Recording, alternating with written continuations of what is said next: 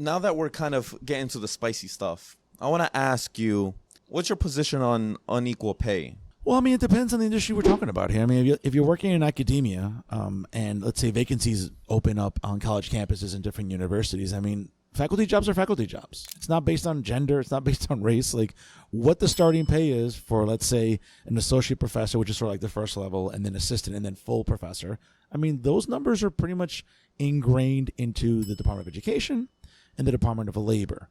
Pretty much a lot of government jobs are based on that. I think when we talk about unequal pay and sort of, the inequities that exist in this is really more in the private sector. We hear it all the time in sports, right? I'm a big sports fan. I watch sports all the time.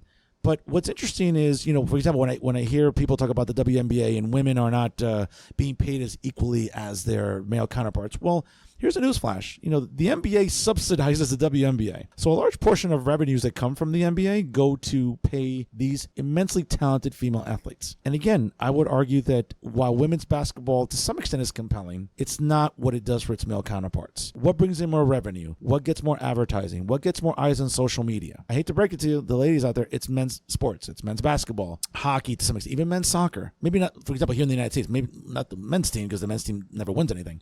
But the women's soccer team obviously has won multiple women's World Cups. Yes, right. And then we hear women should get paid. Yeah, but understand something. When we talk about the United States Soccer Federation, what's bringing in more revenue? What's bringing in more money? It's the men's sports. Support women. You know what? That entails going to games, putting your money where your mouth is. Exactly. And supporting them. So as far as unequal pay, again, I would argue it's an issue in sports, but we also have to analyze who's bringing in revenues as opposed to other industries where the pay is pretty comparable.